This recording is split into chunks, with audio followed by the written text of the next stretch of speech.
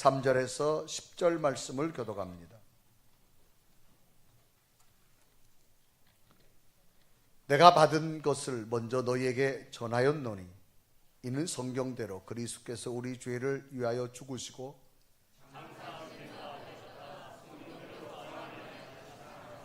게바에게 보이시고 후에 12 제자에게와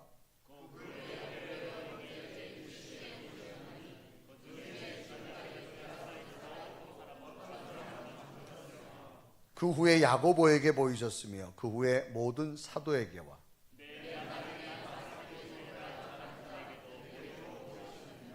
나는 사도 중에 가장 작은 자라. 나는 하나님의 교회를 박해하였으므로 사도라 칭함받기를 감당하지 못할 자니라.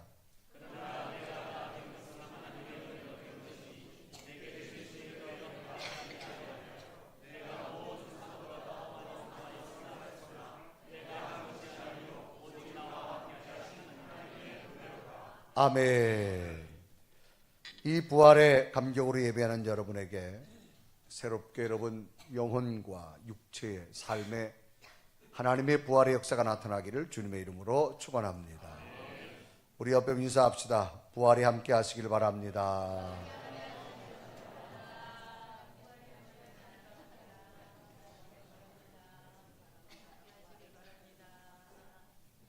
여러분 목소리하고 표정을 보니까 아직도 무덤에 있는 분들 같아요.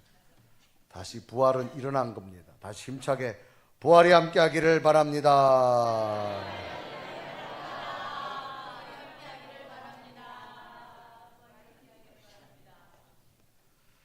자, 오늘 부활의 또 귀한 찬양에서 성가대 찬양 아주 은혜로웠습니다. 우리 성가대 박수하겠습니다.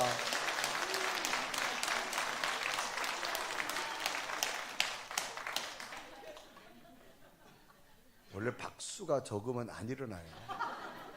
위에 층도 박수를 쳐야 돼요. 다시 치라 하면 쳐, 치라 하면. 자, 성가들의 삼성과 함께 박수.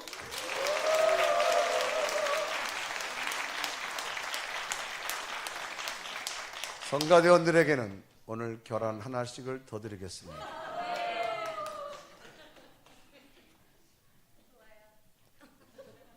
할렐루야. 선교지에서 일어난 이야기 가운데 한 대목입니다. 의사가 선교지로 파송을 받아서 선교사가 됩니다. 그것도 아프리카 아주 오지의 부족 마을에 들어갑니다. 그래서 그곳에 가서 미개한 저들에게 의료 선교를 하면서 섬기게 되어지지요. 그곳은 부족이기 때문에 추장이 모든 지도력을 행합니다.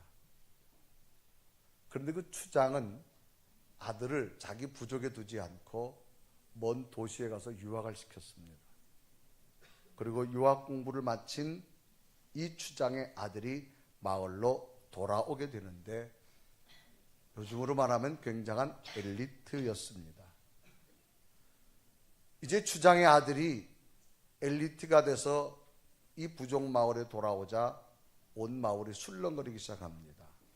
그것은 과연 그가 누구와 결혼할 거냐라고 하는 겁니다.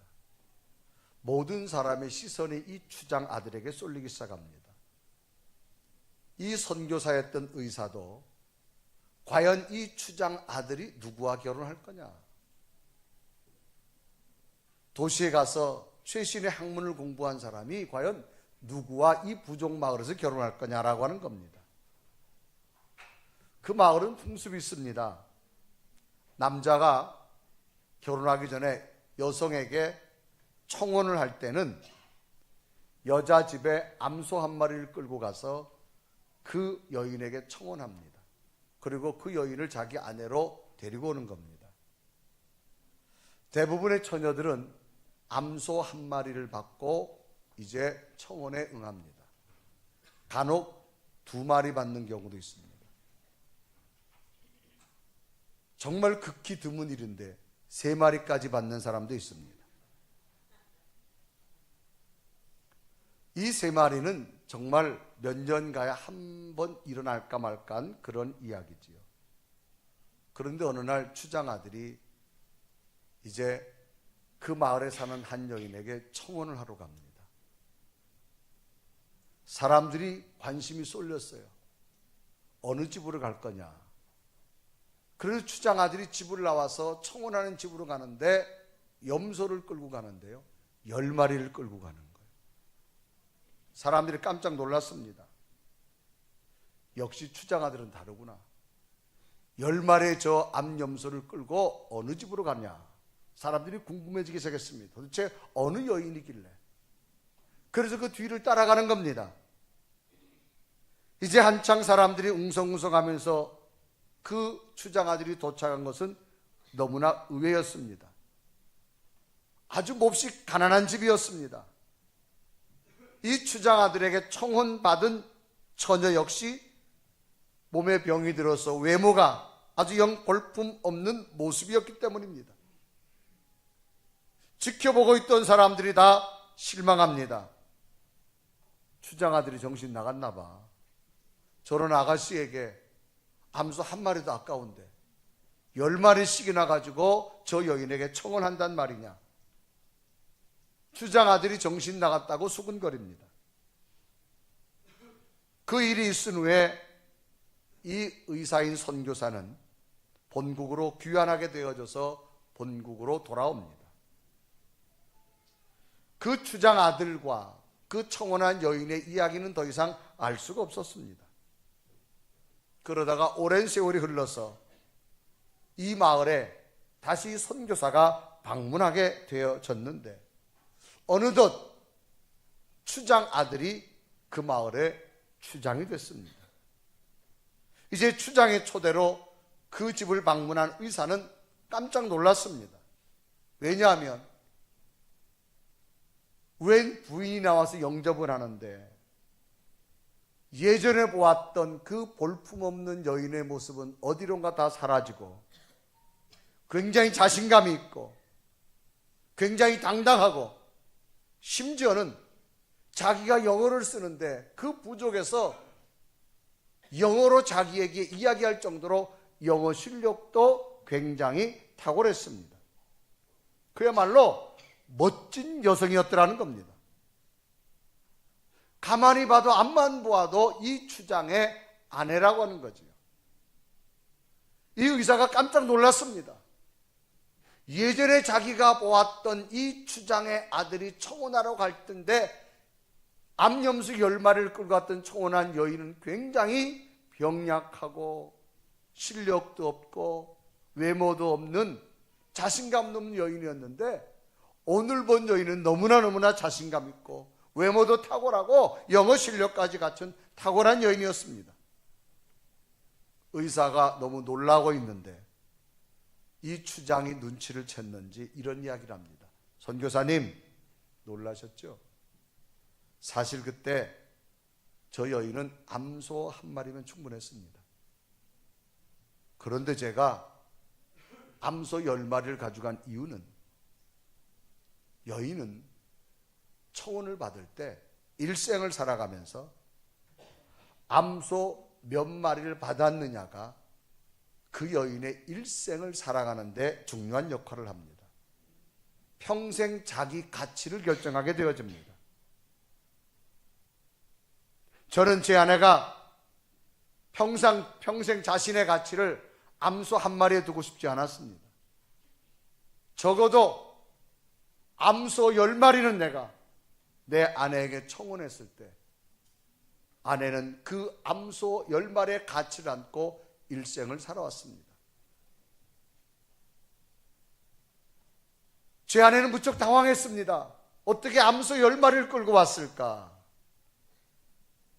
그리고 그 후부터는 제 아내가 암소 10마리를 받은 여인의 가치를 품고 살아가는데요, 정말로 얼마나 열심히 노력하는지 제가 외모 가꾸라고 말하지 않았습니다. 그런데도 10마리 암소를 받은 여인의 가치를 갖고 외모를 가꾸기 시작합니다. 건강도 생각합니다. 제가 영어 공부하라고 말하지 않았습니다. 암소 10마리를 받은 그 가치 때문에 제 아내는 스스로 공부를 해서 이제는 영어도 능수능란하게 말을 하게 되어졌습니다. 저는 제 아내에게 당신을 사랑한다고 그 말만 했습니다. 제 아내는 평생 동안 암염소 10마리의 가치를 안고 인생을 살아오게 되어져서 지금은 가장 멋진 여성이 되어졌다라고 말하는 겁니다. 사람은 가치를 어디에다가 어떻게 두고 살아가느냐가 중요함을 의미하고 있는 겁니다.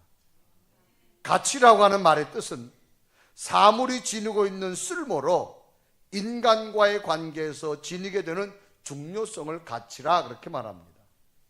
사람은 자신의 마음에 최고의 가치를 품을 때 최고의 삶이 나오는 겁니다.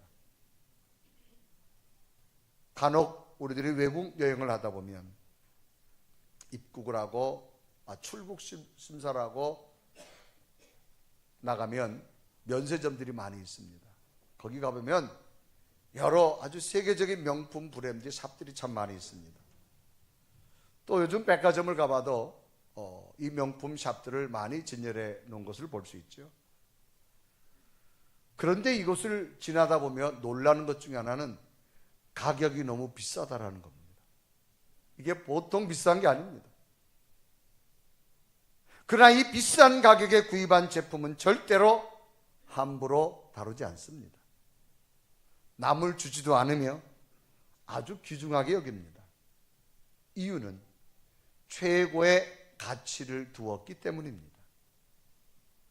그러면 오늘 우리들은 이 부활절에 어떤 영적 가치를 가지고 살아가야 될까라고 하는 질문을 던져봅니다. 하나님께서는 우리를 너무나 사랑하셔서 우리를 죄를 용서하시려고 하나님의 아들 예수 그리스도를 십자가의 죽으심으로 대속제물로 주셨습니다. 그의 죽으심은 우리의 죄를 사하신 겁니다. 그런데 우리가 너무 실망할 때 하나님께서는 예수 그리스도를 십자가에서 죽으신 지 3일 만에 부활시키셨습니다. 우리에게 새로운 소망과 희망을 주었습니다. 그 사랑을 받고 있는 것이 오늘 우리들이란 사실입니다.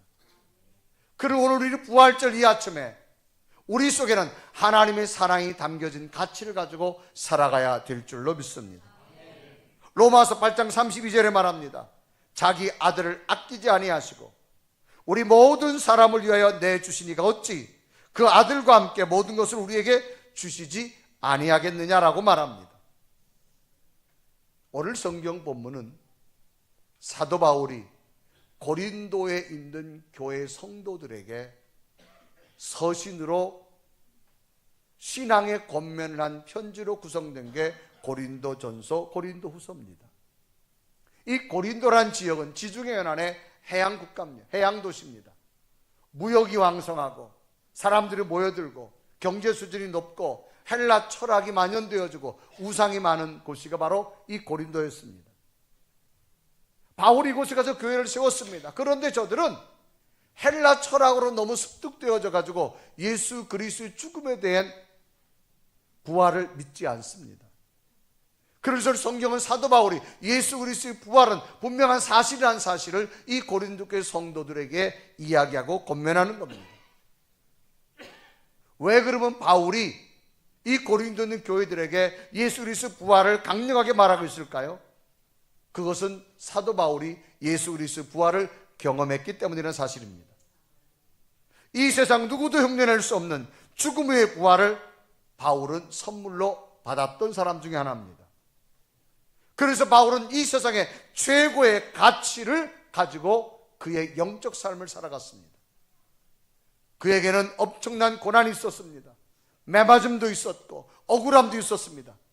그런데도 바울에 포기하지 아니하고 바울이 열정적인 믿음의 사람이 된 이유는 그 속에는 부활의 가치가 분명히 있었기 때문이라는 사실입니다.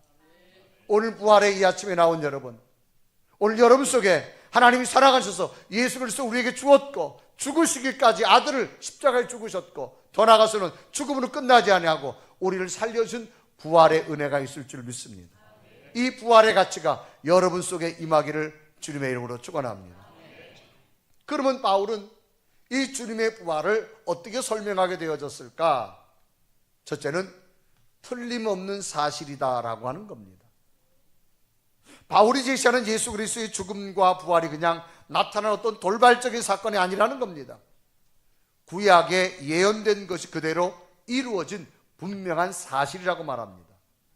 성경대로 예언된 것이고 성경대로 이루어진 것이란 사실을 바울은 이 고린도 전서에 소개합니다. 그래 고린도서 15장 3절과 4절은 기록하죠. 내가 받은 것을 먼저 너희에게 전하였노니 이는 성경대로 그리스도께서 우리 죄를 위하여 죽으시고 4절에 보면 장사 지낸 바 되셨다가 성경대로 사흘 만에 다시 살아나사라고 하는 말이 있습니다.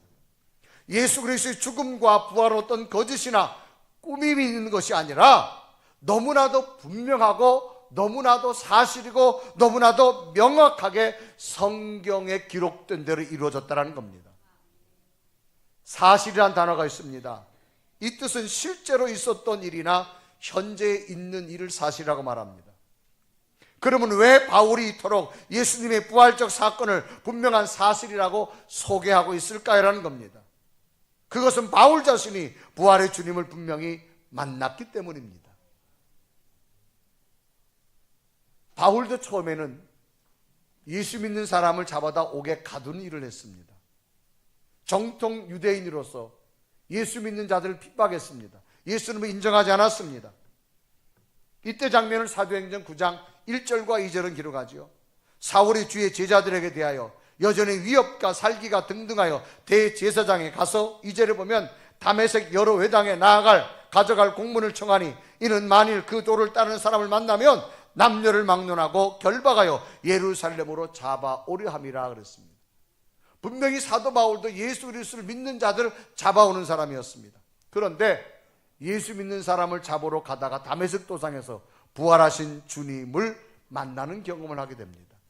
초자연적인 현상으로 주님을 만나는 경험합니다.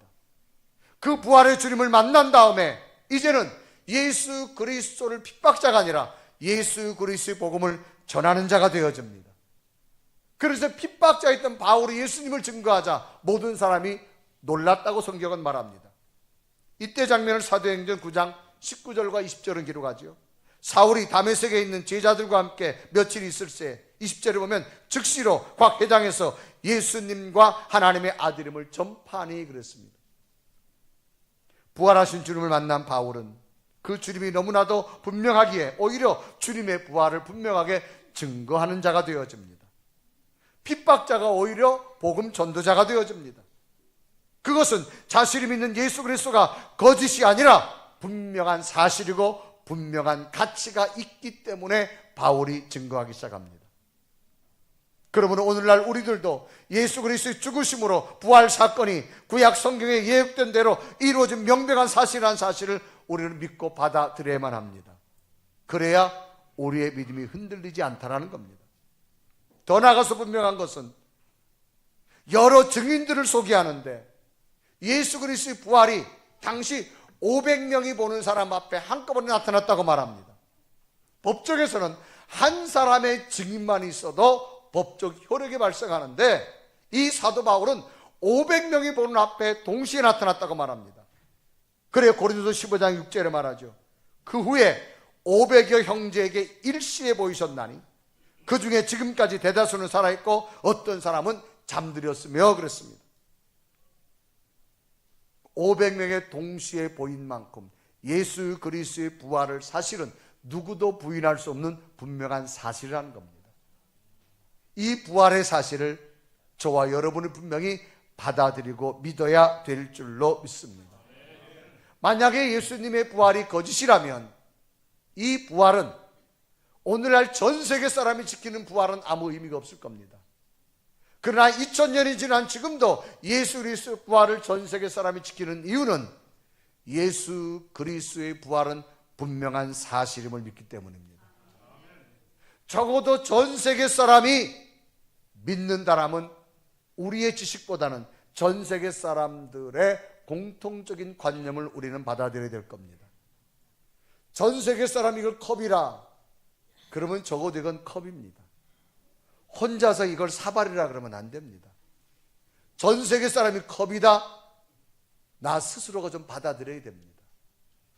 오늘의 부활절은 전 세계 사람들이 다 인정합니다. 이 부활이 오늘 여러분에게도 분명한 사실이 되기를 바랍니다. 그래서 바울은 핍박자였어요.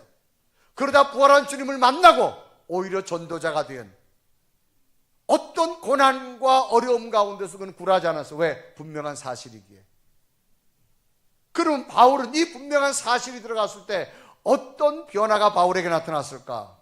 두 번째로 바울에 나타난 현상은 영적 자신감이 생겼습니다.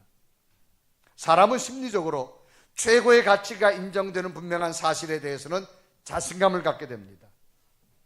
거짓이나 사실이 아닌 것은 처음에는 큰 소리 칩니다. 그러나 점점점 시간이 지나면 그 소리가 작아지는데, 너무나도 분명한 사실은 2000년 전에 예수님의 부활이나 지금의 2000년 후의 부활이나 동일합니다. 만약에 거짓이라면 2000년이 지난 동안 예수님의 부활의 사건은 인정되지 않았어야 될 겁니다.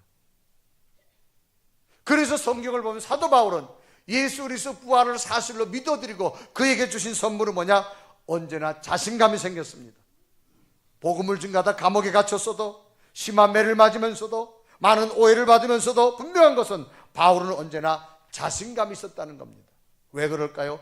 예수 그리스도의 부활을 믿으니까 그 속에 하나님 주신 영적 자신감이 생긴 줄로 믿습니다. 바울이 복음 전가하는 사역을 보면 굉장히 힘든 일들이 많았습니다. 그런데도 바울은 주변 환경을 탓하지 않았습니다. 자기 속에 있는 부활의 신앙으로 말미암아 어떤 고난도 어려움도 이길 수 있는 영적 자신감을 가졌습니다. 그래서 바울은 고백하죠. 나는 환경이 문제되지 않더라는 겁니다. 내게 주시는 부활의 주님이 나와 함께 할 때 모든 것을 할 수 있었다라고 말합니다. 그래 빌립보서 4장 12절과 13절에 고백하죠. 나는 비천에 처할 줄도 알고 풍부에 처할 줄도 알아. 모든 일 곧 배부름과 배고픔과 풍부와 궁핍에도 처할 줄 아는 일체의 비결을 배웠노라. 13절에 말합니다. 내게 능력 주시는 자 안에서 모든 것을 할 수 있느니라. 바울이 이처럼 자신 있게 살 수 있는 이유는 다른 거 아닙니다. 지식이 아닙니다. 경험이 아닙니다. 그 속에 주어진 예수 그리스도의 부활 때문이었습니다. 간혹 자신감을 잃은 사람들이 많습니다. 대체적으로 환경을 먼저 탓하게 되지요. 자신의 내적 능력은 하나도 없이 외부적인 환경만 탓하는 사람들이 많습니다. 그거는 자기 속에 있는 자신감을 잃어버렸기 때문입니다. 외적 환경만을 탓하는 사람을 문학가인, 영국의 극작가지요, 조지 버나드 쇼라고 하는 사람은 노벨 문학상을 수상한 사람인데 이런 말을 합니다. 세상이 자기를 행복하게 해주지 않는다고 불평하는 것은 이기적 병이다. 세상이 자기를 행복하게 해주지 않는다고 불평하는 것은 이기적 병이다. 병든 자라고 말합니다. 세상은 결코 우리를 행복해 주지 않습니다. 내 속에 든 내적 능력으로 행복을 만들어가야 될 줄로 믿습니다. 그러면 이런 내적 능력이 어디에 생길까 그 말이에요. 지식이 아닙니다. 환경이 아닙니다. 여러분 속에 예수 그리스도의 부활을 믿으십시오.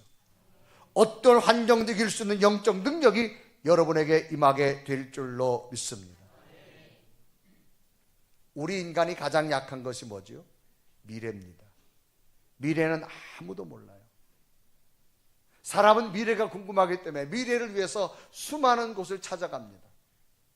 수많은 종교를 찾아가고 수많은 교주를 찾아가고 수많은 성인들을 찾아갑니다. 그런데 공통된 특징이 있습니다. 우리가 묻는 모든 자들은 죽었다는 사실입니다. 자, 여러분이 알 수 없는 미래를 향해서 갈림길에 서 있습니다. 자, 내가 이제 어디로 가야 될 거냐? 그 갈림길에 서로가 길을 제시합니다. 여기 보니까 부처가 일로 가라 그래요. 이쪽 보니까 마음의 수도 일로 가라 그래요. 이 지구상에 있는 수많은 교주들이 다 일로 가라고 말합니다. 그래서 물어봤어요. 가서 어디로 가는 게 좋겠느냐고. 그런데 그들이 다 죽었어요. 대답을 못해요. 그런데 그 앞에 살아있는 분이 있어요. 그러면 여러분, 살아있는 사람한테 길을 물어요? 죽은 사람한테 물어요? 제 질문이 수준에 안 맞죠? 이 세상의 모든 교주 성인 군자는 다 죽었어요. 그러나 예수 그리스도는 부활한 줄 믿습니다. 주님께서 분명히 말합니다. 내가 곧 길이요 진리요 생명이라고 말합니다. 예수 그리스도 부활로 말미암아 여러분 속에 새로운 영적 에너지가 생겨지시기를 바랍니다. 빌립보서 4장 13절은 바울은 고백합니다. 내게 능력 주시는 자 안에서 내가 모든 것을 할 수 있다라고 말합니다. 이것은 무엇일까요? 예수 그리스도 부활이 바울 속에 있을 때 그에게 영적 자신감이 생기게 된 줄로 믿습니다. 이런 부활을 믿고 나니까 영적 자신감이 생기고 더 나아가서 무엇을 경험할 수 있느냐? 한없는 하나님의 은혜가 보여지더라는 겁니다. 바울은 당대에 너무나도 놀라운 위대한 전도자였습니다. 감히 오늘날도 누구도 흉내를 내지 못합니다. 그런데도 바울은 자기가 위대한 전도자였음을 불구하고 그의 고백은 뭐예요? 내가 한 것이 아니라는 거예요.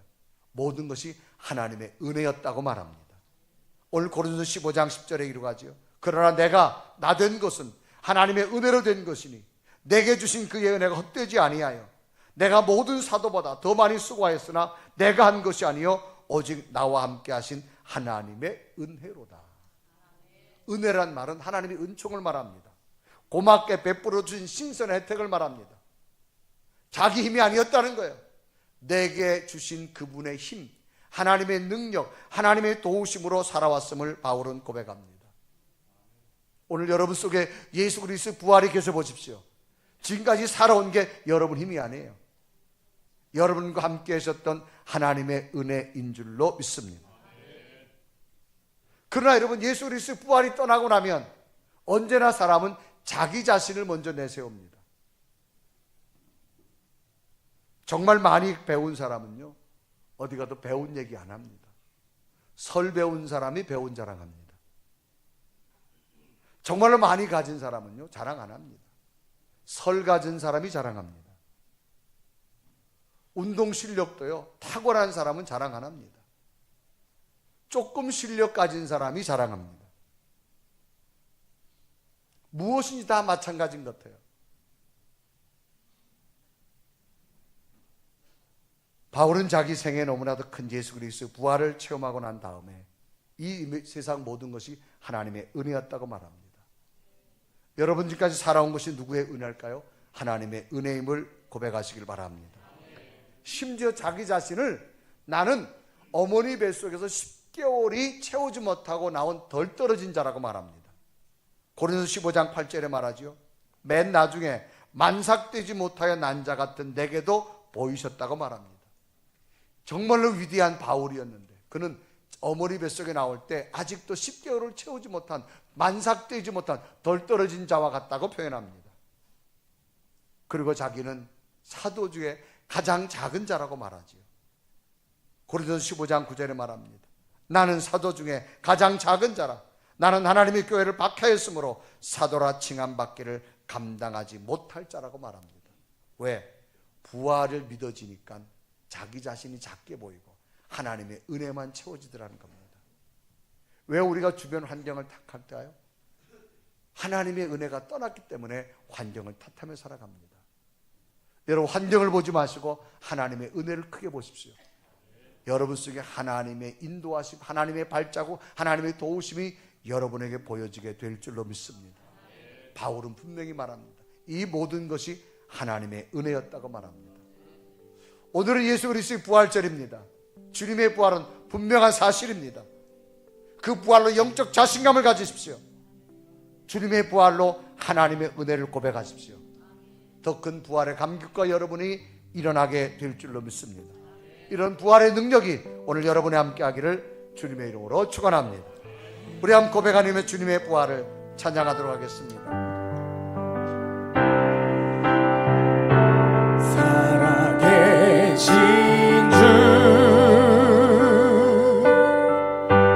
나의 참된 소망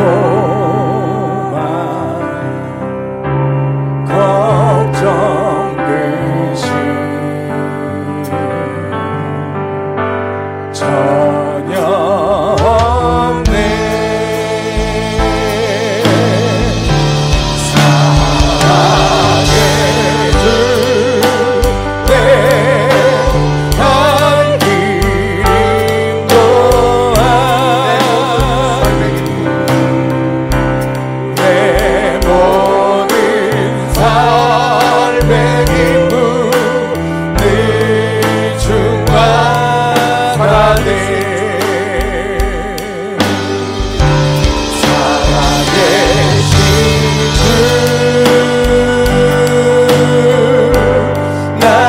참된 소망 어떤 글씨 전혀 없네. 사랑의 주 내 갈 길 인도하니 내 모든 삶의 기쁨 늘 충만하네. 우리 함께 다 같이 두 눈을 감으시고, 하나님, 주님의 부활은 분명한 사실입니다. 내가 믿음으로 믿게 하여 주시옵시고 받아들이게 하여 주옵시고, 그 주님의 부활을 받아들임으로 영적 자신감의 능력을 얻기 원합니다. 그리고 모든 것이 살아왔음이 하나님의 은혜였음을 이 부활절에 고백하여서 정말 부활절의 이 아침이, 이 부활의 감격이 의미 없는 것이 아니라 내게 또 다른 새로운 능력이 되어져서 내 삶과 내 생에 놀랍게 일어나는 기적의 역사를 경험할 수 있는 믿음 되게 하여 주옵소서. 분명한 주님의 부활을 받아들이겠습니다. 영적 자신감으로 일어나겠습니다. 하나님의 은혜의 힘을 고백하며 내가 살겠습니다. 주여, 주님의 부활이 오늘 내게 임하여 주옵소서.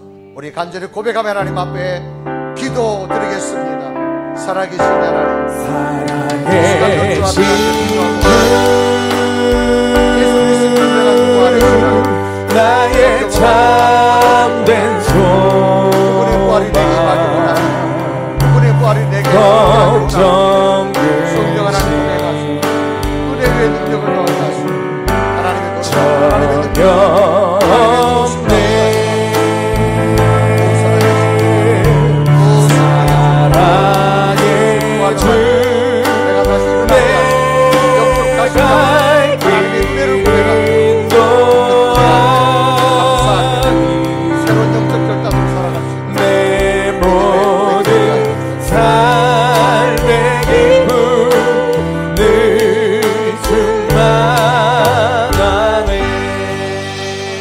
살아계신 주님, 주님의 부활을 믿습니다. 분명한 사실이에게 내 마음속에 분명한 확신을 가지고 살겠습니다. 그 주님의 부활로 영적 자신감을 가져 환경을 탓하지 아니하고 내게 주실 그 큰 은혜 앞에 감사하며 살아가는 복된 성도들 되게 하여 주셔서 이 부활의 감격이 저들의 영혼과 저들의 삶과 저들의 육체까지 새롭게 일어나는 기적의 부활절이 되게 하여 주옵소서. 예수 그리스도의 이름으로 간절히 기도 드리옵나이다. 아멘.